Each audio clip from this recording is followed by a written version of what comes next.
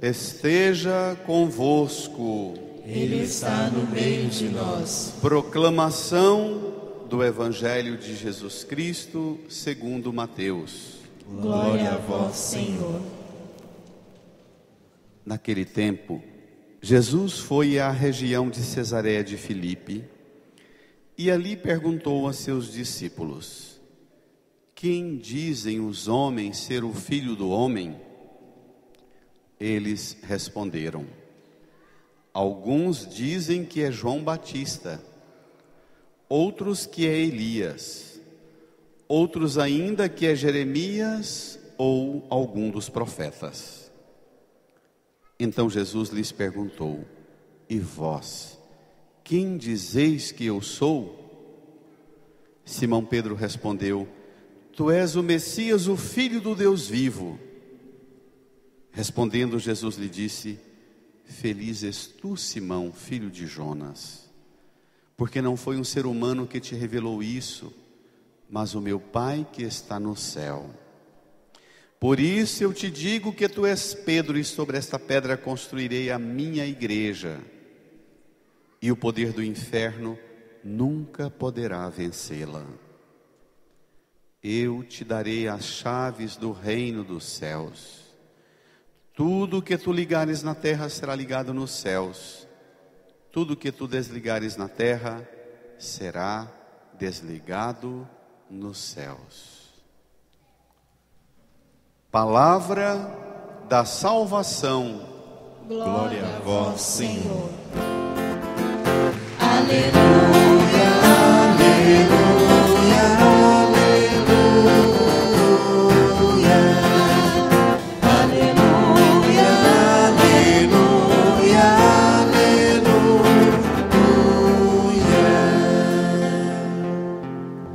Vamos sentar, nos recolher num tempo de silêncio.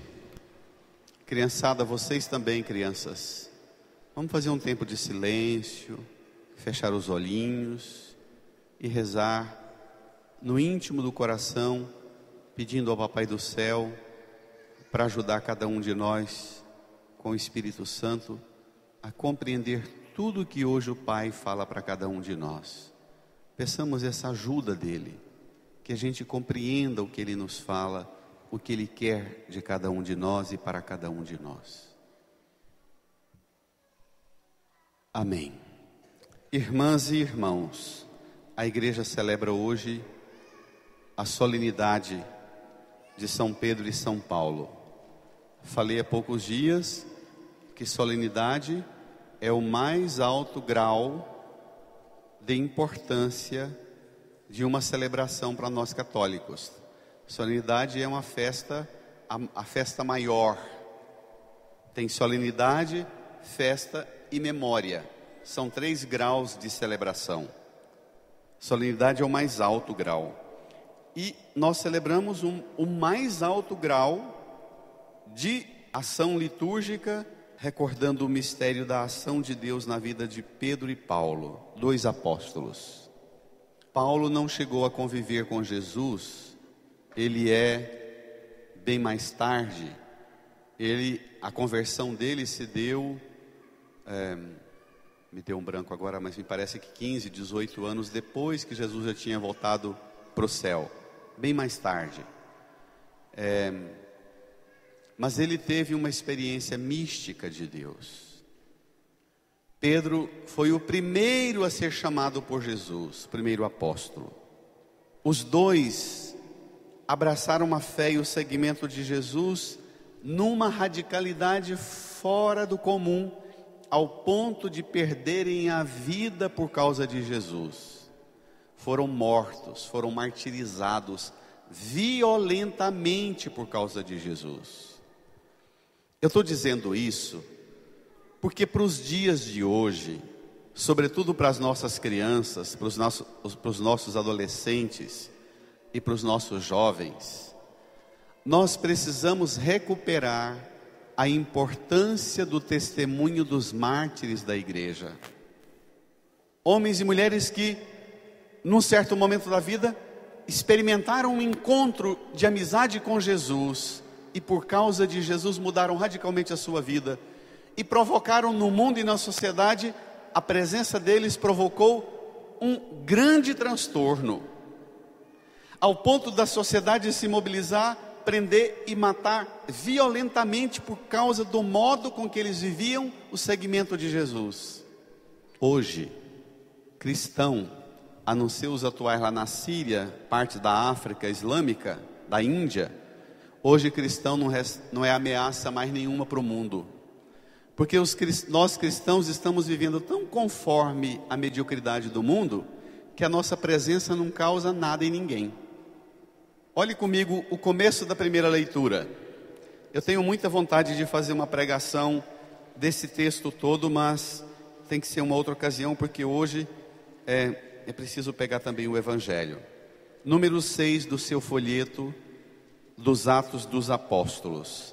Olha como é que os primeiros cristãos viviam a fé e o segmento de Jesus, e comparemos isso com hoje.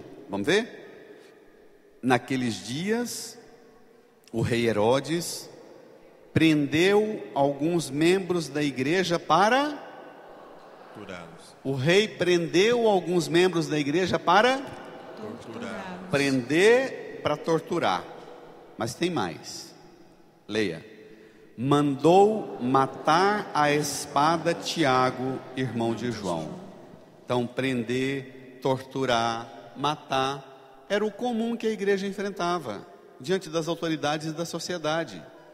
Porque a presença cristã no mundo não era esse negócio de eu encontrei Jesus, Jesus tocou minha vida, eu pego o microfone e venho na igreja dar testemunho que depois que eu dei meu dízimo, dei minha oferta, agora é só bênção, só glória, só vitória, só prosperidade. Esse discursinho xoxinho de hoje, mas não tem absolutamente nada a ver com essa igreja primitiva. Olha o que vem: prender, torturar, matar a fio de espada. Versículo 3. E vendo que isso agradava os judeus. As autoridades faziam isso porque a massa adorava ver esse espetáculo. Olha o que vem. E vendo que isso agradava aos judeus, juntos, mandou também prender a Pedro. Eram os dias dos pães ázimos. O resto do relato vai dizer que Pedro, por uma ação miraculosa de Deus através do anjo, Pedro é liberto. E depois ele viaja para Roma. Lá em Roma ele é preso por causa da pregação do Evangelho. E lá ele vai ser assassinado. Pregado na cruz, diz a tradição que quando eles estavam encerrando a crucifixão de Pedro, Pedro disse: por favor, o meu pedido é, não me matem como morreu o meu Senhor, que eu não sou digno de morrer como ele. Me matem de uma maneira diferente. E eles, para debocharem de Pedro, pregou na cruz e fincou a cruz de cabeça para baixo. Então, apesar daquele relato miraculoso que tem lá, é só para Pedro continuar a missão, trabalhar mais uns anos, mas novamente ele é preso lá em Roma. Hoje, cristão não significa nenhuma ameaça para o mundo.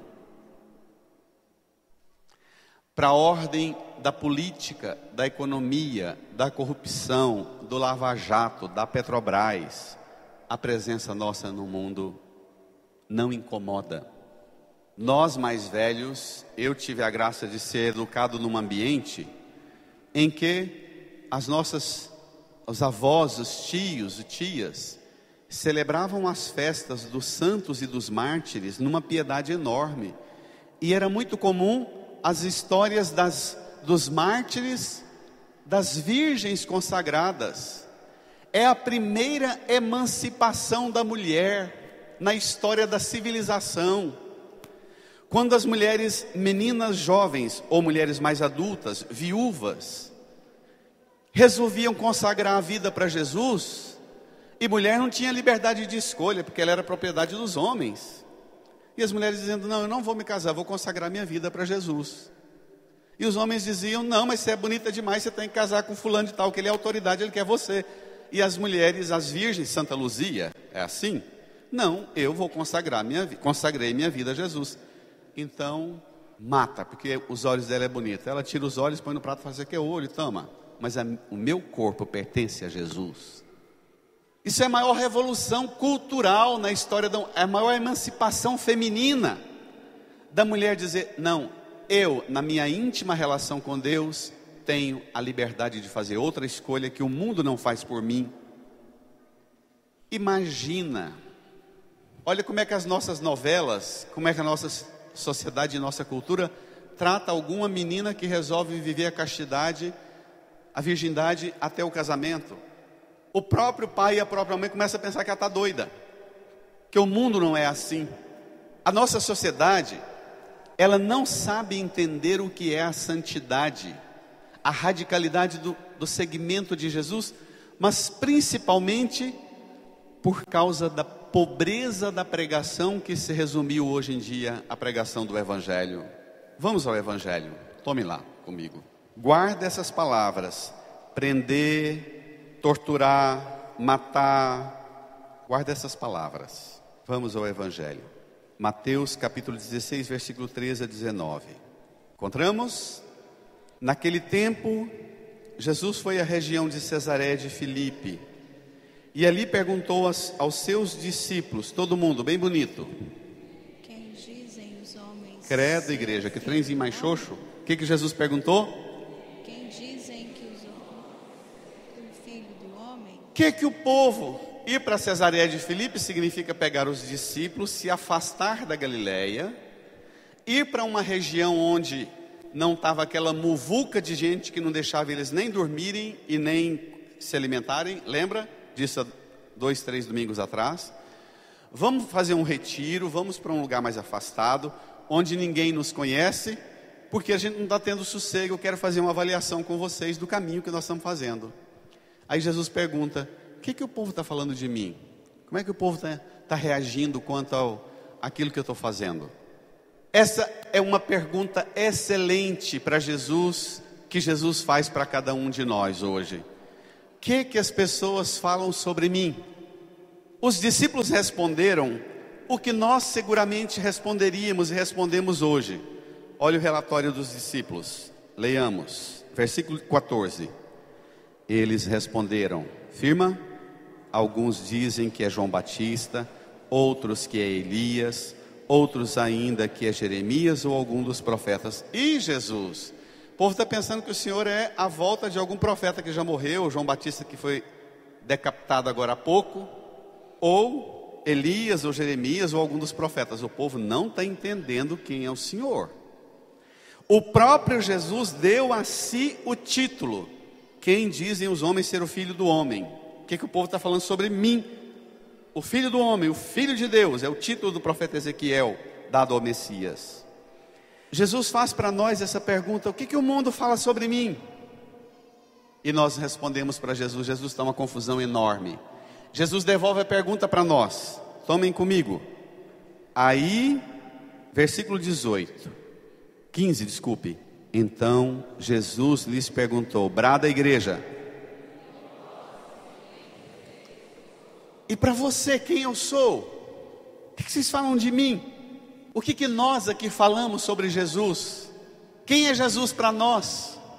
As pessoas que convivem conosco, quando nós falamos sobre Jesus para elas, que impacto provoca no ouvido e no coração e na vida das pessoas ouvir a gente falar sobre Jesus? O que mexe? O que uma criança sente com aquilo que nós falamos sobre Jesus? Eu tinha um professor, um homem muito santo, muito severo, era um missionário redentorista, Padre João Batista. Ele dizia uma comparação extravagante que eu quero recuperá-la agora. Ele dizia, na sala de aula, que nós cristãos pegamos a Bíblia.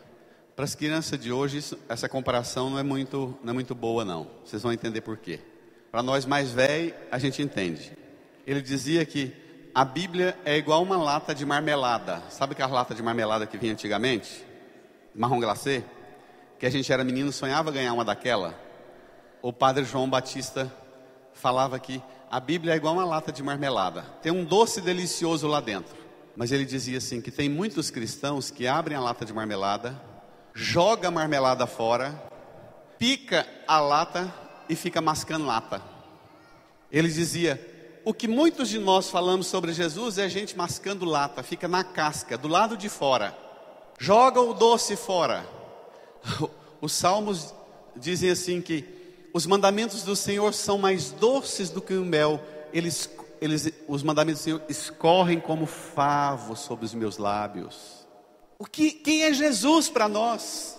Quando nós falamos sobre Jesus, a gente dá conta de mudar o semblante, de transfigurar, para as pessoas dizer, mas esse nome Jesus parece mais doce do que os favos de mel na sua boca. Você transfigura quando você fala dele. Eu quero experimentar dessa delícia que você experimenta. É isso que as pessoas dizem para nós? Ou ficamos mascando lata? Hoje seria, na época do Padre João, que era professor, não tinha tanto plástico. Hoje seria mascar plástico, né? Nós ficamos na exterioridade, nós não aprofundamos o mistério, nós não saboreamos quem é Cristo. A pergunta de Jesus, e para você quem eu sou? Pedro, versículo 16, o primeiro chefe da igreja. Pedro responde pela igreja. Pedro respondeu para Jesus, por mim e por você aquele dia. Aquilo que o primeiro Papa respondeu tem que ser a resposta de todo católico no mundo. Essa tem que ser a resposta minha e sua para todos os cristãos em todas as épocas. Essa resposta de Pedro é a primeira grande doutrina da igreja, pronunciada pelos lábios do primeiro Papa. Pedro diz a resposta com toda a convicção do mundo. Vamos ler? Versículo 16. Simão Pedro respondeu, brada a igreja. Vocês parecem que estão mascando lata. O que Pedro respondeu? És o Messias, o Filho do Deus vivo. Como é que nós saboreamos pronunciar isso? Eu acho engraçado. É lógico que tem as doiduras do padre também, né? Mas essa forma que eu tento provocar a igreja para a gente rezar o Pai Nosso, não é? Pronunciando as palavras, sentindo a palavra, não como uma matraca, um papagaio. A gente pensa que está educando as pessoas numa nova forma de saborear, de pronunciar, e não ser apenas uma matraca repetidora, um papagaio repetindo palavras sem sentir, sem saborear o que está dizendo. O dia que eu estou mais cansado, ou de propósito, tiro a boca do microfone na hora do Pai Nosso e desço a igreja começa bem devagar. Pai Nosso que estais nos céus, santificado seja o vosso nome. Quando eu tiro o microfone, a igreja lasca o pau. Venha a nós o vosso reino, seja feita a vossa vontade, assim na terra como no céu.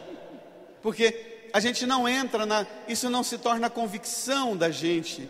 Nós não saboreamos, nós não pronunciamos a profissão de fé. O crer em Deus Pai, então, nem se fala. Creio em Deus Pai Todo-Poderoso.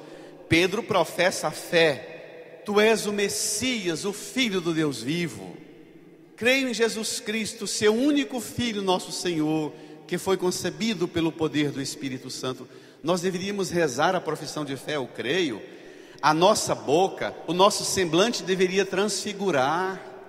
As crianças deveriam olhar para nós velhos rezando e dizer assim: pai, mãe, quando você reza, parece que você tem um rosto de anjo. Ó, nada, nem quem está conosco e muito menos em nós mesmos. Jesus, o Senhor é o Messias. Messias significa Cristo, que significa ungido, que significa enviado.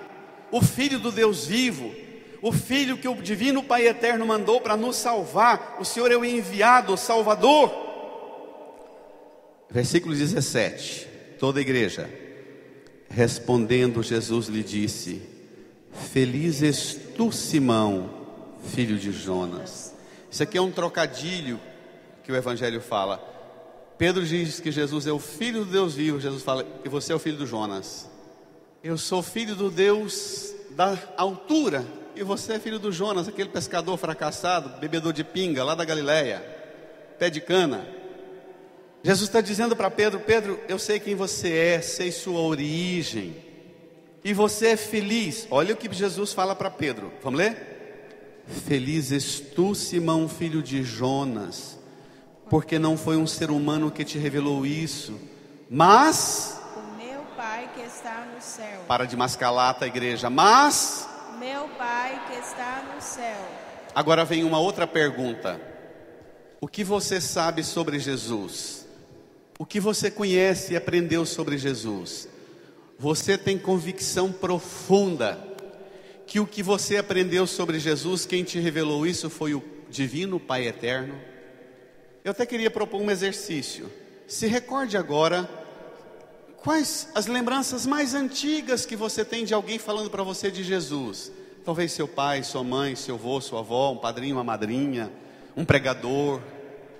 Nas lembranças mais antigas que você tem de alguém falando de Jesus para você, quando você foi se convencendo quem é Jesus, consolidou no seu coração aquela convicção assim: nossa, que privilégio eu tive do divino Pai eterno colocar alguém no meu caminho para me revelar isso, que Jesus é o Messias, o Filho do Deus vivo. Ou as convicções que você tem de Jesus, você sai daqui da igreja, o padre maceta espreme a sua cabeça com a pregação dessa. Você sai daqui da igreja, liga o rádio, liga a televisão, ou amanhã um colega de trabalho na segunda-feira, ou um vizinho vem falar para você daquelas doutrininha mais xoxa, espírita ou evangélica. Aí você pensa assim: ah, é mesmo? As suas convicções sobre Jesus, você as tem como convicção que o divino Pai eterno revelou para você. O evangelho do domingo passado: e ventania nenhuma, onda nenhuma, tempestade nenhuma vai tirar da sua cabeça. Ninguém vai fazer uma lavagem cerebral em você e tirar de você suas convicções. Ou qualquer trem leva suas convicções para fora do barco?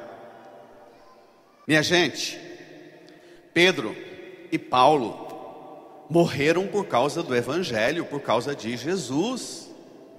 Hoje nós jogamos tudo fora,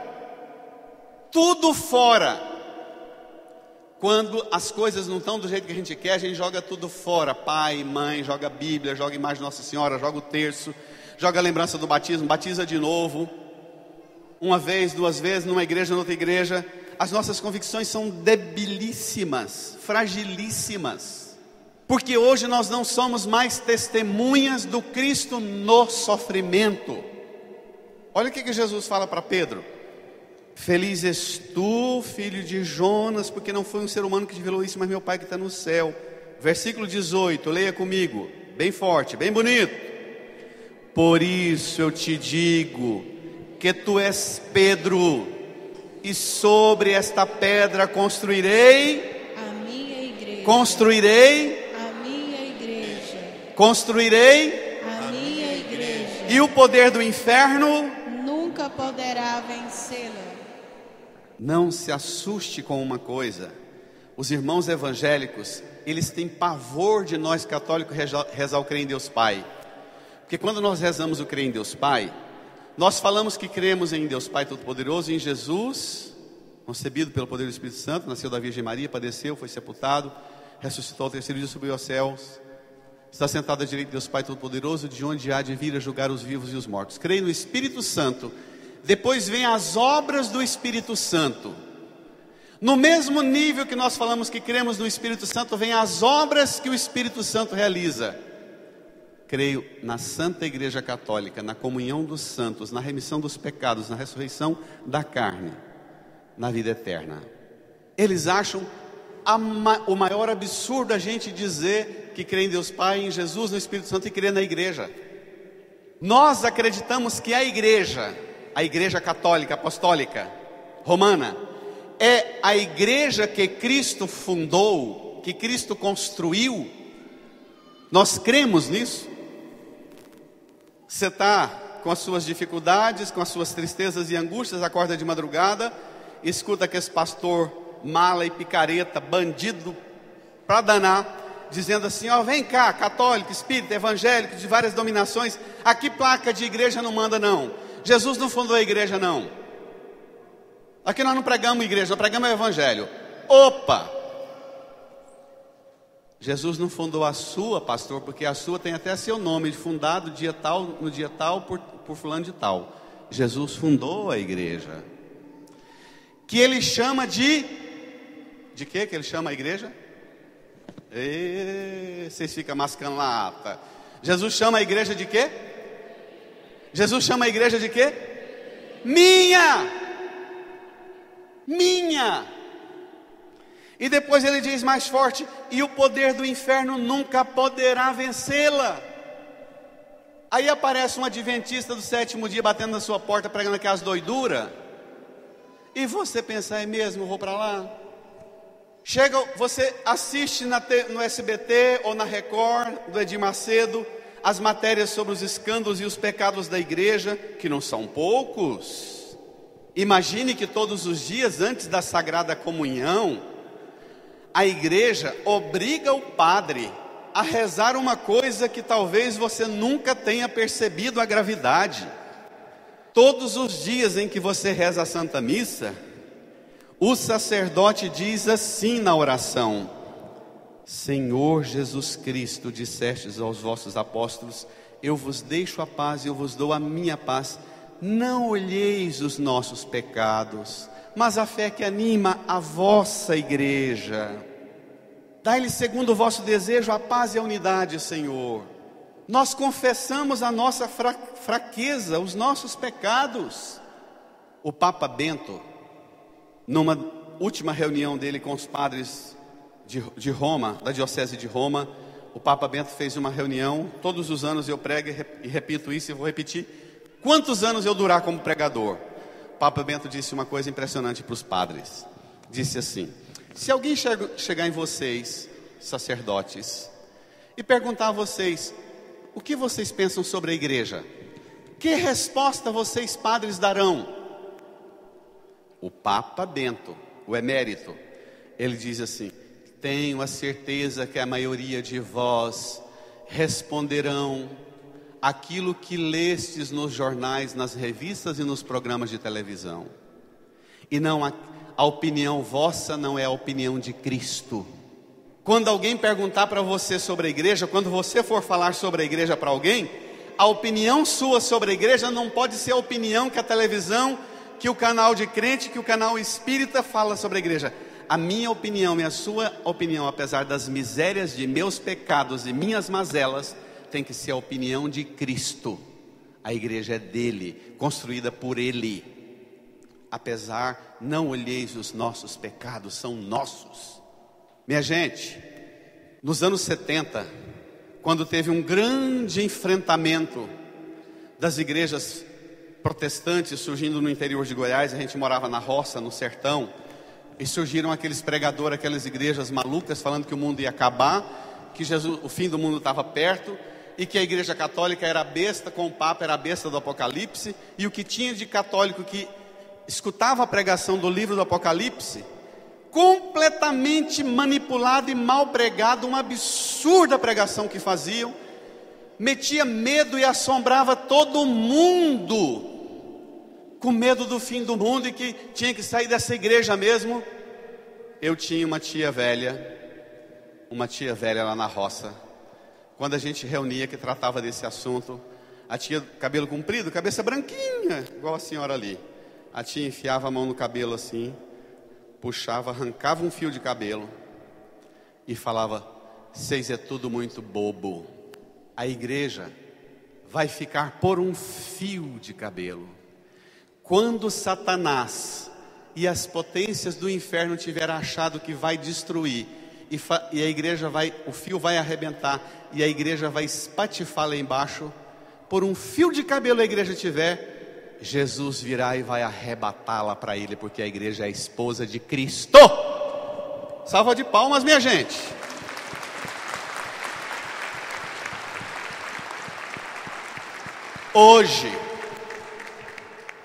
Hoje, cadê um velho, uma velha para arrancar um fio de cabelo para dizer que a igreja é a esposa de Cristo? Apesar das misérias do padre, das fraquezas dos padres, dos escândalos, das debilidades dos irmãos da igreja, a igreja é a esposa de Cristo. Cadê nós velhos, nós mais velhos, para dar um testemunho desses? Crer em Jesus supõe crer na obra que Ele realizou, e Ele realizou uma obra: eu construirei a minha igreja, e o poder do inferno nunca poderá vencê-la. O problema é que os católicos vêm para a igreja doidinho para ajudar fazendo algum trem. Hoje em dia está na moda católico achar que ele só é católico se ele tiver algum cargo, alguma função na igreja, algum título de algum trem na igreja. Se ele vem e recebe algum cargo, alguma função, e depois o padre fala, deixa esse serviço, ele acha que não ter mais aquele cargo significa não ser mais nem católico. Para ele acabou o sentido da vida. Hoje em dia, a nossa ideia sobre a igreja é uma ideia meramente mundana. Quantas pessoas, eu estou um ano e pouco aqui, quantas pessoas vêm felizes, dão um nome para ajudar em alguma coisa? Elas vêm pensando que porque ela está querendo ajudar e é voluntário, então ela vai encontrar um monte de gente sorrindo para ela e feliz e apoiando a ela. No primeiro embate, a primeira paulada que ela enfrenta, a fezinha dela vai lá para baixo e ela vaza. É uma catolicaiada xoxa, frouxa. Qualquer trenzinho tira a gente da igreja. Eu procurei a igreja a hora que eu mais precisava. Eu sempre ajudei a igreja, até ajudei a construir, mas justamente o dia que eu precisei, fui lá, não fez do jeito que eu queria. A igreja é sua, não é de Cristo, por isso você quer mandar nela. O poder do inferno não poderá vencer a igreja. Mas tem mais do que isso. Isso é pouco. Olha o que vem. Versículo 19. Que coisa linda. Vamos, toda a igreja bem firme. Eu te darei as chaves do reino dos céus. As chaves do quê? Do reino dos céus. As chaves do quê? Do reino dos céus. Não são as chaves das 1, 2, 3, 4, 5 portas da igreja, da secretaria e do banheiro e da sala e do salão que o padre recebeu. Jesus fala para Pedro que vai dar para Pedro as chaves do quê? Do reino dos céus. O ano passado eu preguei isso aqui. Vamos ver como é que está a memória nossa. O que significam essas chaves? O que significam as chaves do reino dos céus? Isso é uma expressão simbólica. O que significa as chaves do reino dos céus para nós católicos? Que cremos que a igreja é fundada por Jesus. O que significa essas chaves? Credo, vou embora. O que significa as chaves do reino dos céus? Hã? Grita. Sacramento. Opa, grita. Sacramento. Os sacramentos. Por que os sacramentos? Vai dizer Jesus. Leia comigo. Eu te darei as chaves do reino dos céus. Leia comigo, igreja. Acorda. Tudo que tu ligares na terra será ligado nos céus. Tudo que tu desligares na terra será. As crianças que ainda não foram batizadas trazem na carne delas a marca apenas genética do pai e da mãe.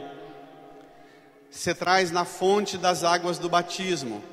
Pelo batismo ligado na terra e ligado, a criança cresceu um pouco e se tornou adolescente. O temperamento, o comportamento mais rebelde.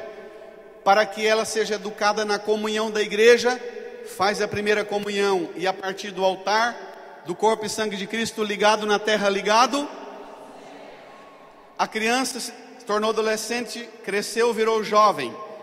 Completou, entrou na idade de jovem. Vem para o sacramento do crisma, recebe a unção do crisma aqui, ligado na terra, ligado No céu. Passaram mais uns anos, se tornou adulto, se preparou para um casamento.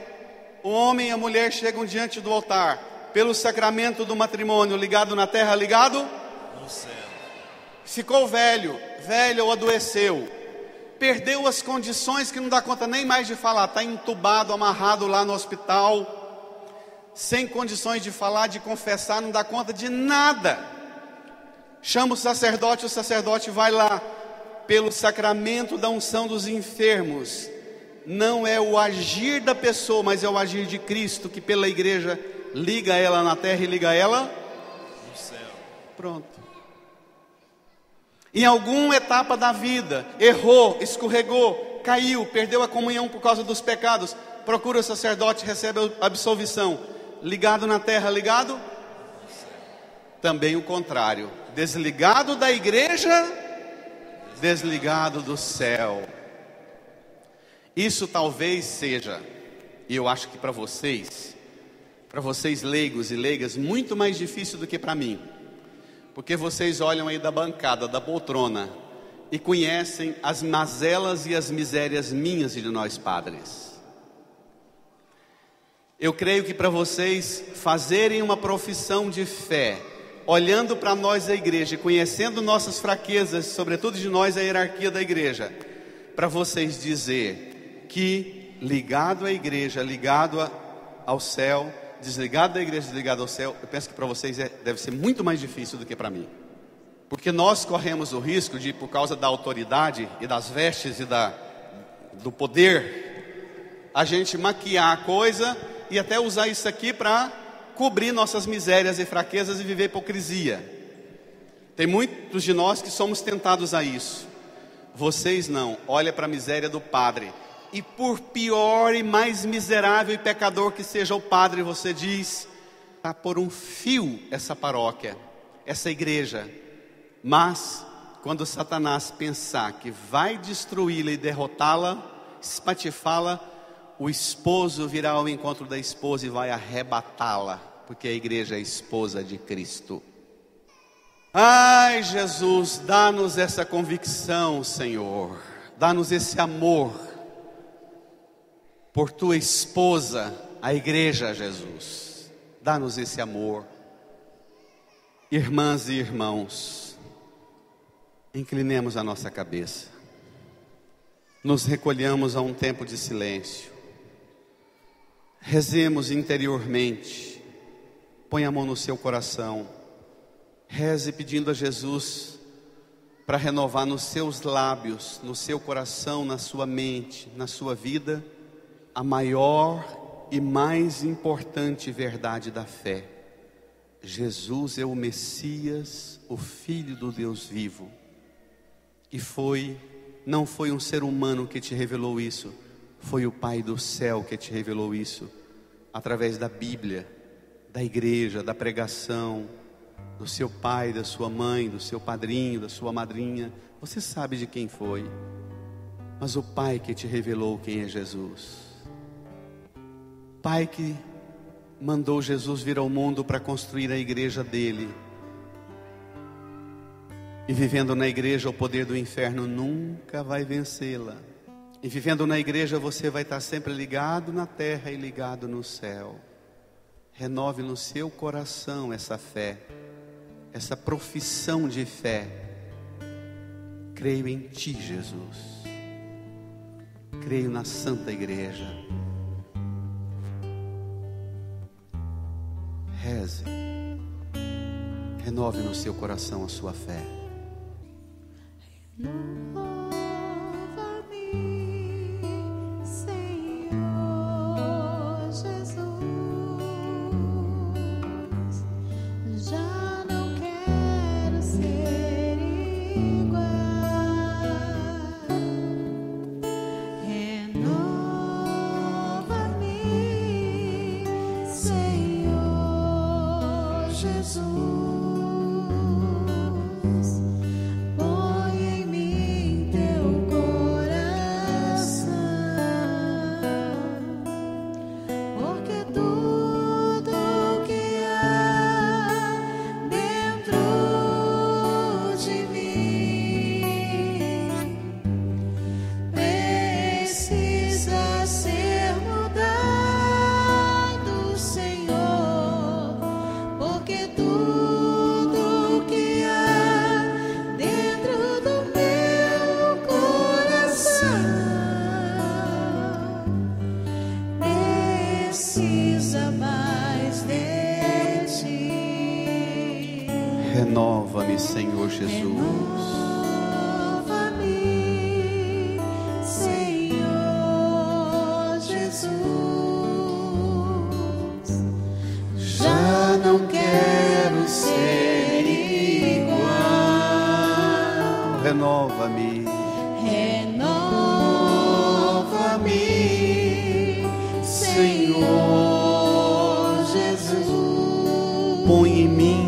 coração. Põe em mim teu coração.